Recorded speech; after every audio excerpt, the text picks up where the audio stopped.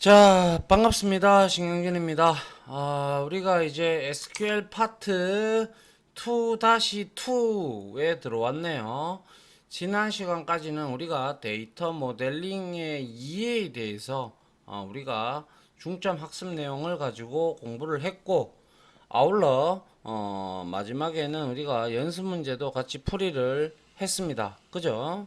자, 이번 시간부터는 이제 파트 2의 두 번째 이야기가 될 텐데요.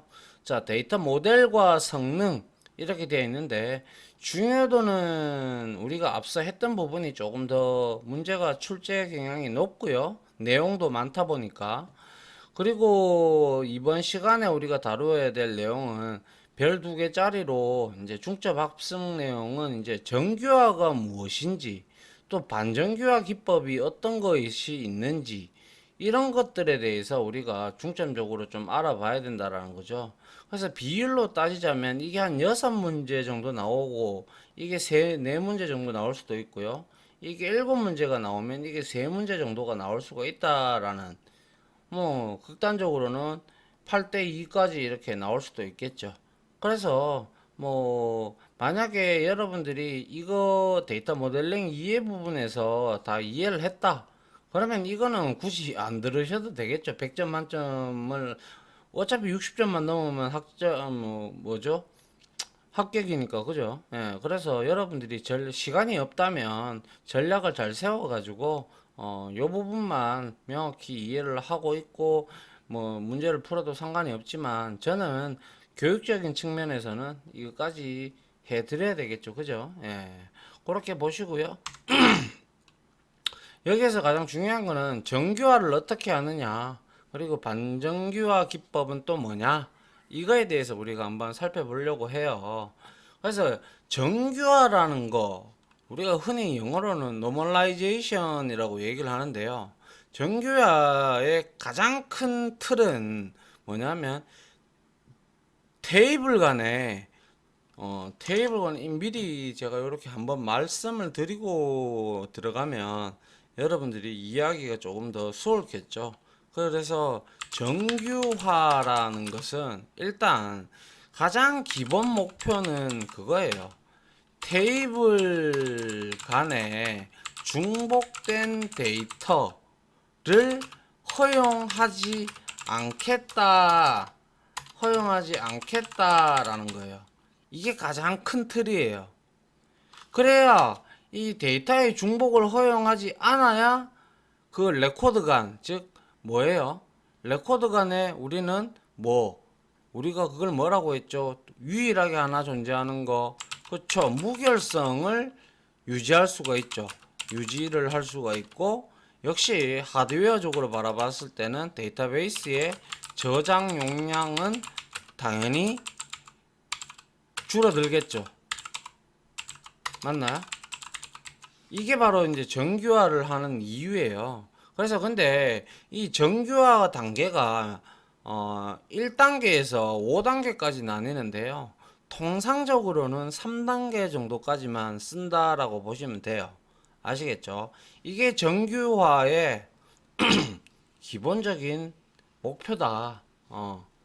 이 틀을 유지하기 위해서 우리는 정규화를 하는 거다. 일단 이러한 마인드를 가지고 계시면 돼요.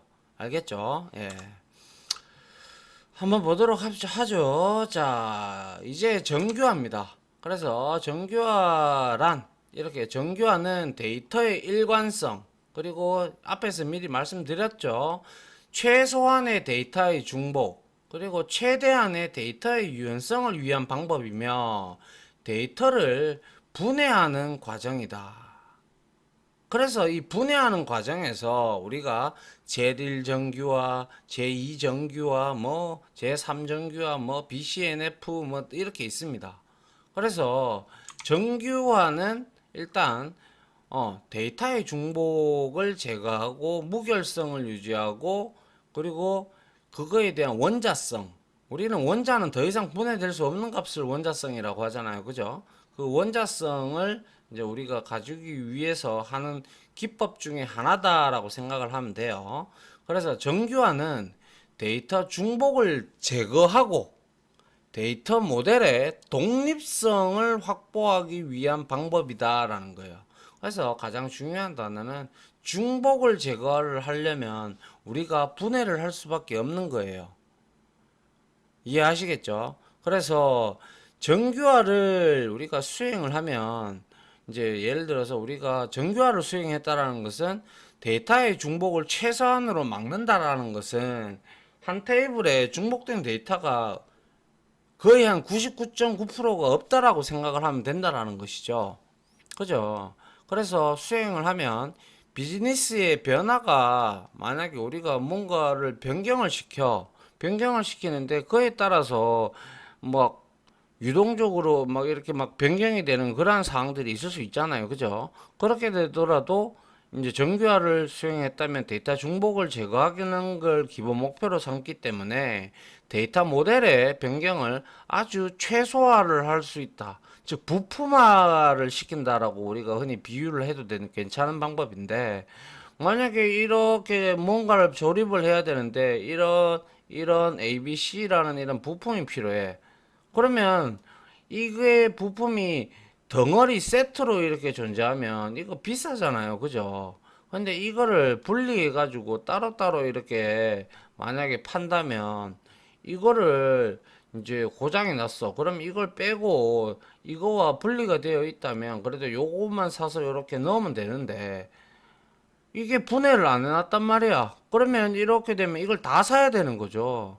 그러면 사용자 유저 입장에서도 짜증이 나고 프로그래머 입장에서도 짜증이 나겠죠. 그러한 개념과 유사하다라고 보시면 되겠네요. 무슨 말인지는 좀 이해가 가실까요? 예. 그래서 정규화는 제1정규화부터 제5정규화까지만 있지만 말씀드린 바대로 실질적으로는 통상 제3정규화까지만 수행을 한다. 그런데 4정규화, 5정규화도 시험에 안 나오라는 법은 없죠. 그죠? 어차피 범위가 이렇게 주어졌으니까. 그렇기 때문에 3정규화까지 수행을 한다고 한들 저는 4정규화나 5정규화도 여러분들한테 설명을 드려야 되죠. 그게 저의 저의 임무니까요. 그죠? 예. 그래서 예를 들어서 이런 테이블이 있다고 봅시다. 직원 정보 이래 놓고 사원번호, 부서 코드, 이름, 전화번호, 주소, 부서명 이렇게 이제 6개의 컬럼이 있다라고 가정을 해봐요. 그런데 이거는 자 봐요.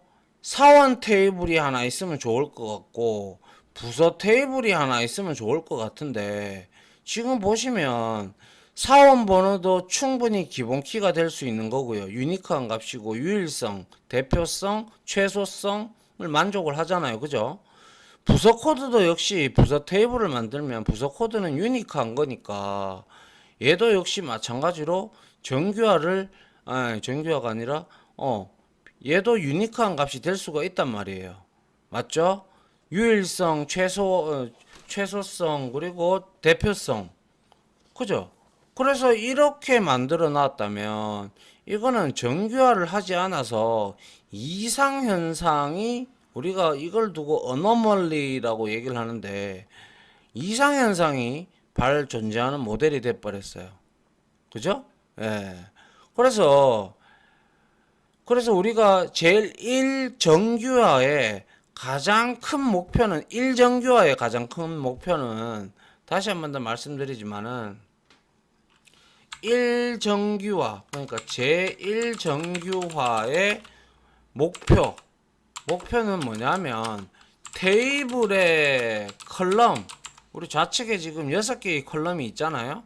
이 컬럼이 원자값 우리가 아토믹 밸류라고 하죠. 그죠? 원자값 아토믹 밸류라고 칭을 하죠. 이 원자값을 갖도록 테이블을 분해하는 것. 이게 바로 제1정규화의 목표입니다. 무슨 말인지 이해 가요? 예.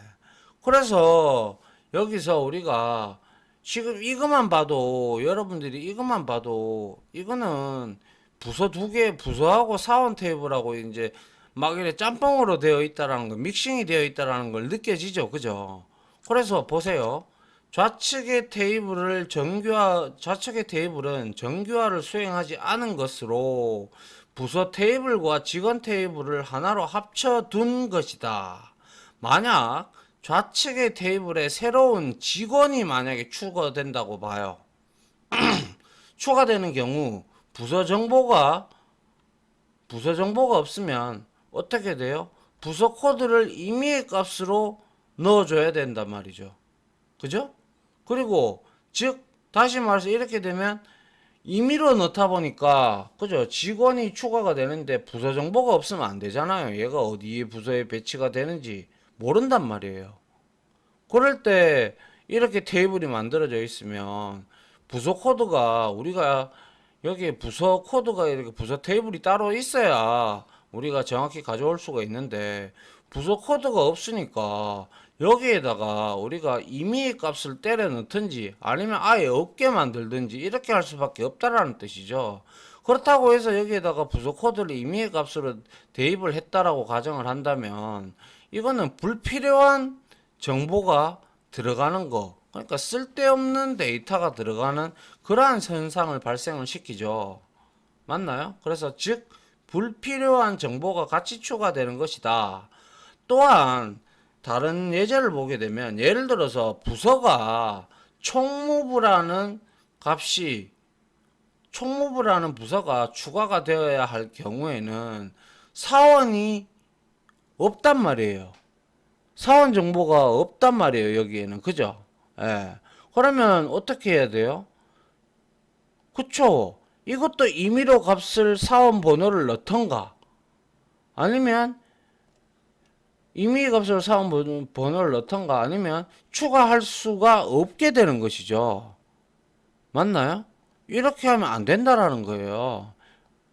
불필요한 데이터가 들어가고, 그리고 부서명이 막 중복될 수도 있는 거고 막 그렇잖아요, 그죠?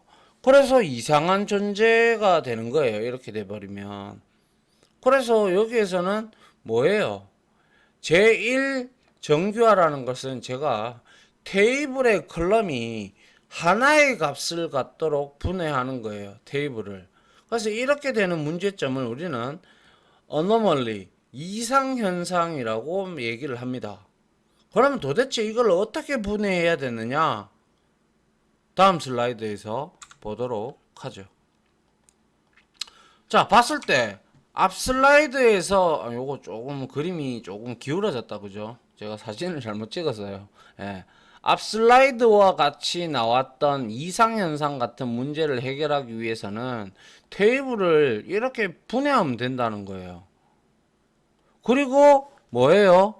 이 직원 테이블에서는 당연히 사원 번호가 PK가 될 거고, 그죠? PK가 될 거고, 여기에서 부서 코드는 외래키가 되고, 여기에서 부서 테이블에서는 부서 코드가 뭐 PK가 되면 되겠네요. 그죠? 그러면 이렇게 되면 어떻게 돼요? 서로 나중에 우리가 확인하려면 조인해가지고 같이 보면 된다라는 거죠. 그러면 사원번호는 여기에 어떤 부서에 속해 있고 이름, 전화번호, 주소가 맞고요. 부서 코드는 뭐예요? 부서명 그리고 부서 코드 이렇게 있으면 되잖아요. 그죠? 예. 그래서 정규화된 모델은 테이블이 분해된다. 왜? 원자성을 목표로 하기 때문에 그런 거예요. 그래서 테이블이 분해되면 직원 테이블과 위에 보다시피 직원 테이블하고 부서 테이블 간에 부서 코드로 우리가 뒤에 배우겠지만 뭐 이미 알고 계신 분들도 있다라고 생각합니다. 그래서 부서 코드로 우리가 조인을 수행해서 하나의 합집합으로도 얼마든지 만들 수가 있단 말이에요. 근데 이렇게 되면 우리는 원자성을 허용을 하게 되죠. 부서 코드도 단 하나, 부서명도 단 하나, 사원 번호도 하나, 부서 코드 하나, 이름 하나, 전화번호 하나, 주소 하나 이렇게 되는 것이죠. 맞나요? 그래서 이렇게 돼버리면 우리가 구태여 불필요한 데이터를 입력하지 않아도 되기 때문에 1차적으로 중복 데이터가 테이블을 분해함으로써 제거가 되고, 또 불필요한 데이터를 입력을 안 해도 된다라는 것이죠. 맞나요? 자, 예를 들어서 여러분들이 이렇게 봤을 때 뭐라고 할까요? 자, 이렇게 만약에 테이블이 있다고 한번 가정을 해보죠. 이렇게 테이블이 있어요. 그래서 테이블이 있는데 앞에 거를 간단하게 제가 설명을 좀 예를 들어서 한번 설명을 해볼게요.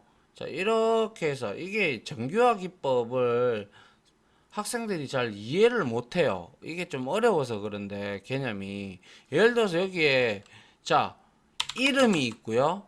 그 다음에 여기에는 취미들 이렇게 있다고 치고요.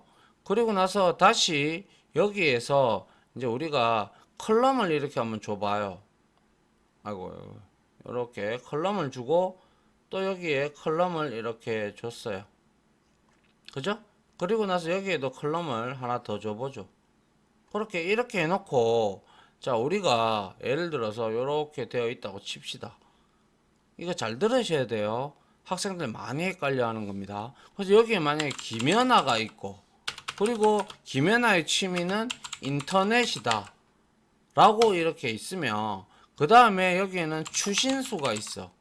그리고 추신수는 영화, 그리고 음악 이런 것들이 들어간다고 치죠. 그리고 박세리가 있어. 그리고 박세리는 음악, 그리고 쇼핑 뭐 이런 것들이 있다고 치죠. 그리고 장미란이 있어요.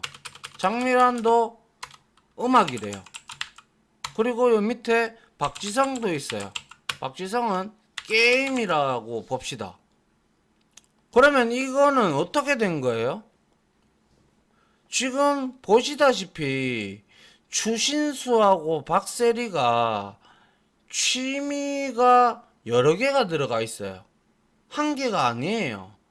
원자성이 하나만 들어가야 되는데 원자성을 이렇게 만족하지 못한다, 그죠? 맞나요? 예. 그럼 이거는 우리가 제1정규화를 안 한 상태라는 거예요. 그래서 제1정규화를 만족 못했다는 거예요. 만족하지 못했다라는 거예요. 그죠? 예.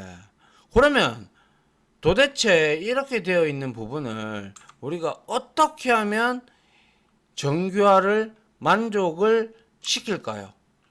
그렇죠. 이렇게 하면 되겠죠. 여기에다가 제가 그냥 이거는 텍스트로 나열할게요. 이름이 있고요. 그 다음에 여기에 취미가 있어요. 그리고 나서 김연아는 어차피 한 개 가지고 있었으니까 인터넷이고요. 그리고 추신수 이렇게 하고 뭐예요? 영화 이렇게 되는 거죠. 그리고 또 추신수 했어요. 그 다음에 음악 이렇게 되겠죠. 그리고 박세리고도 두 개가 있었어요. 음악도 있었고 박세리 하니까 뭐예요?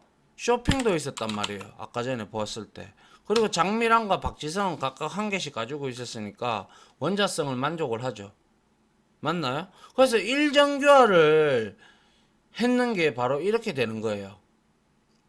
근데 여기서 여기에도 이름도 똑같이 이렇게 있는데요, 이렇게 물어볼 수 있겠다, 그죠? 근데 최소한 이 하나의 컬럼에서 여기에 레코드에서 이거는 하나의 값만 지니는 건 사실이잖아요, 그죠? 예.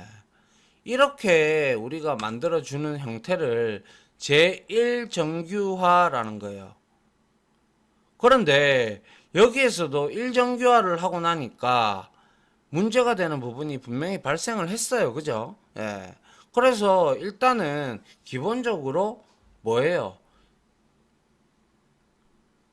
아토믹 밸류, 원자성이 만족을 했다라는 것이죠. 맞나요? 예. 그거를 일단 기준으로 잡으시면 돼요. 아시겠죠? 자, 그리고 난 다음에 이렇게 위에 것, 이거를 앞에 거와 비추어 생각을 해보면 여기에 사원번호도 들어가고 부서 코드도 들어가고 이렇게 하는데 누군가가 여기에 들어오려고 해, 직원이. 그러면 그 직원의 사원 번호가 있고 그리고 부속 코드도 있는데 그럼 부속 코드는 따로 분리가 안 돼 있으니까 뭐 어떤 명을 넣어야 될지 모른단 말이에요. 또한 총무 부서가 없다. 총무부를 넣어야 되는데 여기에도 역시 마찬가지로 총무 코드가 넣어줘야 되는데 이거는 뭐 한행에 다 적어줘야 되니까 문제가 발생한다라는 것이죠. 맞나요? 예. 그래서 이렇게 우리가 나누는 거, 테이블을 분해해서 그나마 원자성을 유지하게끔 만들어주는 형태가 바로 제1정규화다라는 거. 그리고 나서 이렇게 분해를 하고 난 다음에 조인이라는 방법을 이용해서 우리가 표식을 할 수가 있다라는 거예요. 아시겠죠? 예. 그리고 이제 이 정규화 절차가 이렇게 나와 있어요. 보시다시피 제1정규화는 속성의 원자성을 확보한다라고 말씀을 드렸죠. 그죠? 그리고 기본키를 설정을 한다. 그죠? 예, 기본키 우리 앞에서 이렇게 두 개 하면 기본키 두 개 나오잖아요. 이렇게. 맞죠? 예. 그리고 나서 뭡니까? 이정규화는요. 딴 거 없어요. 이거는 안 해도 되고 해도 되고 그만인데 근데 이럴 때는 꼭 해야 돼요. 기본 키가 두 개 이상의 속성, 즉 컬럼으로 이루어진 경우에는 우리는 이거를 두고 부분 함수 종속성이라고 해요. 어느 한 부분에 종속되어 있다라는 거예요. 그래서 이거를 제거를 하는 과정이 제2 정규화예요. 예를 들면 우리가 기본 키가 두 개가 존재한단 말이에요. 그러니까 대표 키가 기본 키가 두 개 이상으로 만들어지면 솔직히 원자성도 확보를 못할 뿐더러 아울러 이렇게 두 개를 만들어서 하는 경우도 있어요. 근데 있지만 그거는 극히 소수에 불과한 거고요. 기본 키가 두 개 이상의 속성으로 이루어진 경우에는 여러 가지 테이블이 있으면 이 두 개에 이렇게 서로 종속되어 있는 경우가 있어요. 그래서 여기에 기본 키가 두 개가 존재하니까 여기에 어떤 놈은 이 기본 키에 어떤 놈은 이 기본 키에 서로 종속을 하고 있다라는 거예요. 그게 이제 부분적으로 되어 있다라고 해서 부분 함수 종속성이라고 해요. 그런데 이정규화를 진행하지 않는 경우에는 어떤 거냐? 기본 키가 딱 한 개일 경우에는 2단계는 생략해도 상관없습니다. 아시겠죠? 그 다음에 제3정규화에서는 이제 기본 키를 제외한 칼럼들 간의 종속성을 제거한다. 즉 이거를 우리가 이행 함수 종속성을 제거한다라고 얘기를 하는 건데요. 이행 함수라는 거, 자 다시 말해서 이제 우리가 뒤에 나오겠지만 예를 들어서 이렇게 테이블이 두 개가 있어요. 그래서 1정규화가 이루어졌단 말이에요. 그래서 이렇게 있어. 이렇게 있는데 이게 PK이고 이것도 PK야. 그런데 PK하고 여기 FK가 이렇게 연결이 되어 있다면 이거는 문제가 되지 않는데 그렇지 아니하고 기본 키하고 아니하고 이것끼리 서로 일반 칼럼끼리 기본 키를 제외한 나머지 그러니까 일반 칼럼끼리 이렇게 종속이 되어 있는 경우가 있단 말이에요. 그럴 때 이거를 두고 우리가 하는 말이 바로 이행 함수 종속성이라고 합니다. 그래서 이 부분을 제거를 해주는 게 바로 제3 정규화다라고 얘기를 합니다. 알겠죠? 그 뒤에 나오니까 봅시다 다시. 자 그리고 BCNF라는 게 있는데요. 이 BCNF라는 건 우리가 흔히 말할 때 얘는 3정규화가 이행함수 종속성을 제거한다고 했잖아요. 그래서 얘는 제3정규화를 수행하고 난 다음에 테이블에 대해 그 테이블이 이제 분해가 됐잖아요. 그죠? 그러한 진행한 테이블에 대해서 모든 결정자가 후보키가 되도록 테이블을 분해하는 거예요. 아시겠어요? 예, 그래서 BCNF 정규화라는 방법이 바로 기본키를 제외하고 그죠? 후보키가 있는 경우는 후보키가 기본키에 만약에 종속시키면 기본키를 종속시키면 분해를 하는 과정을 우리가 BCNF 정규하다라고 얘기를 해요. 말이 좀 어렵다 그죠? 데이터베이스 원론적인 내용이다 보니까. 그래서 뭐 예를 들어서 우리가 이거를 참 설명하기가 애매해요. 그래서 뭐 일단 뒤에 한번 가서 제가 디테일하게 설명드릴게요. 그리고 여기서는 개념적으로만 봅시다.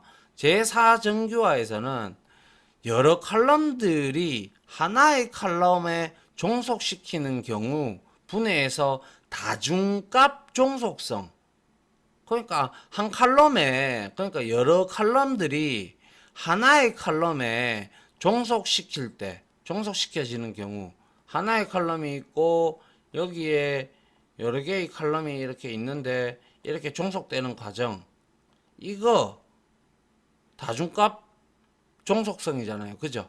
그래서 이거를 제거하는 과정이 바로 4정규화입니다. 그리고 5번은 제5정규화는 우리가 조인에 의해서, 아직 우리가 조인을 배우진 않아서 모르겠는데, 조인이라는 거 뭐 외부 조인이든 내부 조인이든 여러 가지 방법이 있는, 몇 가지 방법이 있는데요. 이 조인에 의해서 또 종속성이 발생되는 경우가 있어요. 그때도 분해를 한다라는 거예요. 그래서 실질적으로 우리는 3정규화까지만 수행을 하면 뒤에 되는 문제는 거의 잘 없어요. 문제되는 건 잘 없어요. 그래서 보통 3정규화 하면 끝나요. 끝나는데 그래도 우리가 계속 뭔가를 딱 이렇게 뭐죠? 중복이 나오면 안 되니까 그 중복을 조금 더 세밀하게 하고자 한다 그러면 이 BCNF부터 제5정규화까지 우리가 세밀하게 분해를 분해를 해주는 과정이 필요한 거예요. 통상적으로는 3정규화에서 끝나요. 알겠죠? 예. 그렇게 여러분들이 이해를 하시고 있으면 좋을 것 같습니다. 이해돼요? 예. 벌써 시간이 이래 됐나요? 설명을 아무튼 성실하게 하면 이렇게 되네요. 예. 아무튼 자, 이렇게 함수에서 우리가 정규화가 뭐다. 그리고 정규화를 하는 데 있어서는 5가지 방법, BCNF까지 합하면 6가지 방법이 있지만 실질적으로는 3정규화까지 수행하고, 그리고 1정규화는 우리가 뭐라고 했어요? 그죠? 원자성을 보호하기 위한, 그죠? 그죠? 요거 기억을 해두세요. 다음 중 1정규화의 특성, 1정규화에 대한 내용으로 알맞은 것은, 아니면 2정규화에 알맞은 것은, 아니면 3정규화와 관련된 것은, 뭐 이런 형태로 문제가 나오기 때문에 여러분들이 각각 정규화의 단계에 대한 내용들을 조금은 그래도 나중에 실무에 들어가면 이까지만 기억하셔도 상관없고요. 근데 시험을 준비하시는, 자격증을 준비하시는 과정이니까 그래도 이 정도는 알고 들어가면 여러분들한테 나쁠 건 없잖아요. 그죠? 예. 됐죠? 자, 여기까지 일단 마무리하고요. 다음 시간에는 이제 1정규화부터 함수의 종속성에 대해서 한번 살펴보도록 하겠습니다. 아시겠죠? 자, 지금까지 강의 들어주신다고 고생 많으셨고요. 다음 강의로 찾아뵙도록 하겠습니다. 고생하셨습니다. 감사합니다.